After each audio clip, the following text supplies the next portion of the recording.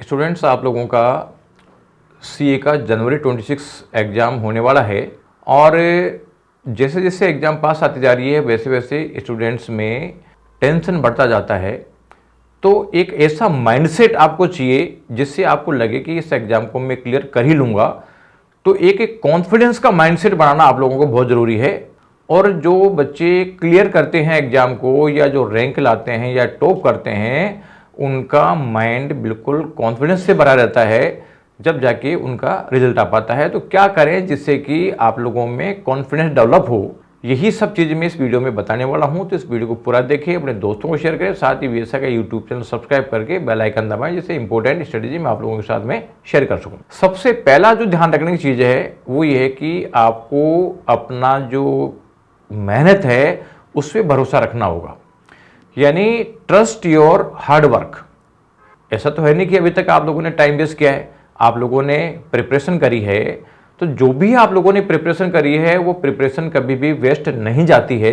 आप लोगों ने जो कंसिस्टेंट स्टडी करी है और उस कंसिस्टेंट स्टडी से ही आप लोगों का जो कॉन्फिडेंस है वो बनेगा।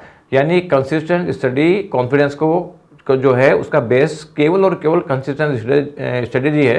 तो लास्ट वीक में जो सेल्फ डाउट है ये आप लोगों को नहीं चाहिए। यानी आप लोगों को अपने आप पे बिलीव करना चाहिए कि हाँ सही है, मैंने तैयारी करी है और उसका इफेक्ट मेरे को मिलेगा ही मिलेगा। यानी आप लोगों को मेंटल टफनेस डेवलप करना पड़ेगा। एग्जाम में जो पैनिक होता है ये मान के चलो कि आपकी जो नॉलेज है उसको डिस्ट्रॉय कर देता है। यानी कुल मिला के आपको प्रेशर हैंडल करना सीखना होगा और वही आपकी एग्जाम को क्लियर करने का रियल टेस्ट है। यानी कुल मिला के अगर आपका शांत माइंड रहेगा तो बेटर रिकॉल होगा और आपका परफॉर्मेंस बेटर निकल के आएगा। तीसरा काम जो आपको करना है वो है कि फेल्योर से जो फियर हो रहा है आप लोगों को, उसको पॉजिटिव एनर्जी में आप कन्वर्ट करो। यानी जो आपका फेयर है कि जो मैं क्लियर कर पाऊंगा नहीं कर पाऊंगा, जो फियर है अगर ये लिमिटेड रहता है तो ये मान लो आपकी स्ट्रेंथ है। और अगर मान लीजिए ज़्यादा हो जाता है तो सिंपल जी बात है कि फिर ये आप लोगों के लिए लायबिलिटी है, यानी नुकसान करता है। तो फियर अगर लिमिटेड है और हैंडल करने लायक है तो वो आपको एग्जाम का वैल्यू आपको पता है, इस चीज़ का इंडिकेशन देता है। यानी आप लोगों को पता है कि यार एग्जाम जो है जिस लेवल की है उस लेवल के हिसाब से मेरे को मेहनत करनी पड़ेगी। तो एक लिमिटेड डर है वो एक पॉजिटिव एनर्जी आप लोगों को प्रोवाइड करता है। लेकिन यही फियर अगर कंट्रोल से बाहर हो जाए तो फिर दिक्कत करता है। इसलिए अपने फियर को लिमिटेड रखो, उसको मोटिवेशन बनाओ और इसको डर मत बढ़ने दो। कंट्रोल जो फियर होता है वो फोकस बढ़ाता है एंड रिजल्ट को इंप्रूव करता है। चौथा काम जो करना है वो है कंपैरिजन और सेल्फ डाउट से आपको दूर रहना होगा। यानी आप ये मत सोचो कि यार दूसरे ने कितनी स्टडी कर ली है, यानी दूसरों का सिलेबस आपको लग रहा है कि यार बहुत ज़्यादा उन्होंने कर लिया, फिर अपने को पैनिक होता है यार ऐसा तो गड़बड़ होगी, मैंने तो कम पढ़ाई करी है। आप अपना कंपैरिजन किसी दूसरे से करने के बजाय बेटर कि आप अपना कंपैरिजन करो, आपने जो टारगेट सेट किया है उस टारगेट के हिसाब से वर्किंग हुई कि नहीं हुई है। इसलिए दूसरा क्या कर रहा है क्या नहीं कर रहा, इस चीज़ से अपना फोकस हटा लो। क्योंकि आप सेल्फ डाउट करोगे तो वो एग्जाम से पहले ही आपको डिफीट दिला देगा। आपको तो ये देखना है कि मैं जो टारगेट सेट किया वो पूरा हुआ कि नहीं हुआ, दूसरे क्या किया क्या नहीं किया, इससे आप लोगों को लेने देना नहीं होना चाहिए। पांचवा चीज़ जो आपको करना है वो कि अब जो बचा हुआ टाइम है उस टाइम को स्मार्टली यूज करो। क्योंकि ये बचा हुआ टाइम भी आपको बहुत बड़ा बेनिफिट दिला सकता है और मिसयूज कर दिया तो बहुत बड़ा नुकसान क्रिएट कर सकता है।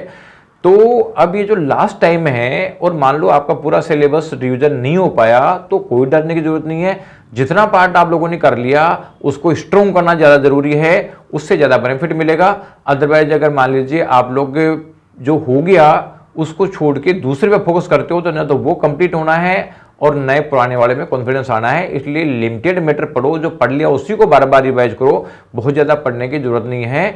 तो कुल मिला के जो लास्ट का जो डे है इसमें आपकी जो प्लानिंग इस तरीके से रख के चलो कि यार ज़्यादा नहीं तो मैंने जो पढ़ रखा वो तो बिल्कुल मैं स्ट्रॉन्ग कर लूँ। तो ये प्लानिंग है आपके लिए गेम चेंजर साबित हो सकती है। एंड एट लास्ट जो है वो पॉजिटिव विजुअलाइजेशन और एनवायरनमेंट रखो। क्योंकि आप जितने पॉजिटिव होंगे यानी जितना आपका क्लियर माइंड होगा तो क्लियर माइंड में एक अच्छी फीलिंग होती है। तो आप माइंड में अच्छी इमेजिनेशन लाओगे यार जो होगा वो अच्छा होगा।